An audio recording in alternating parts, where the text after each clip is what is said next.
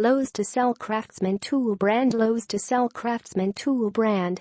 17 hours ago. 047. Stanley Black Decker has chosen Lowe's as the next retail destination for its Craftsman brand, which it bought from Sears Holdings earlier this year. Sears had controlled the iconic tool name for 90 years. Now, Craftsman is looking to grow with its new owner through other retailers. "We have been more than impressed with the level of commitment and support afforded by Lowe's for the Craftsman brand," the president of Stanley Black Decker's Global Tools and Storage Division, Jeffrey Ansell, said on a call with analysts and investors Tuesday morning. "We continue working with other channel partners and continue to provide them with successful programs to facilitate their growth as well," Ansell added. In buying Craftsman, Stanley Black Decker paid $525 million in cash to Sears, also promising to make a $250 million payment at the end of year 3 of their relationship.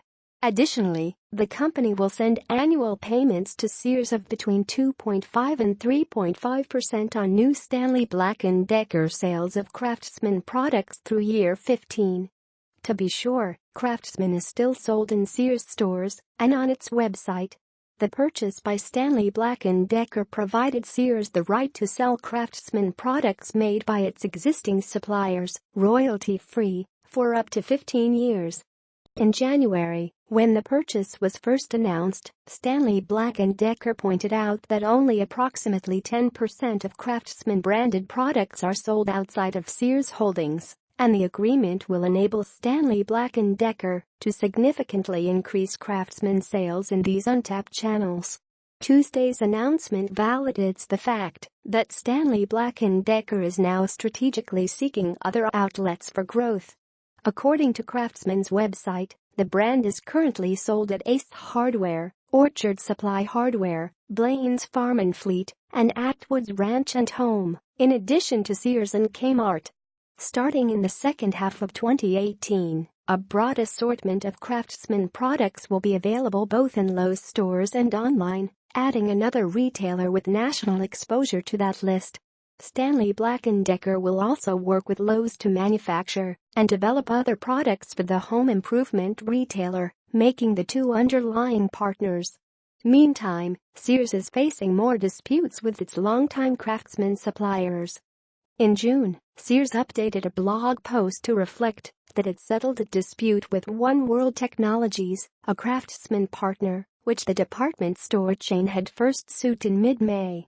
Shortly after, Sears filed a lawsuit against Western Forge, which has worked with the company's Craftsman division for more than 50 years. That suit has also since been settled. Sears chief executive Eddie Lampert has been more vocal about his frustrations with partners this year, saying in one interview the company is fighting like hell. Lampert explained he wasn't going to allow Sears to be taken advantage of by its vendors. Despite trying to push toward profitability, Sears' deteriorating financial conditions forced the retailer earlier this year to disclose in a filing with the Securities and Exchange Commission that there was substantial doubt about its ability to continue as a going concern.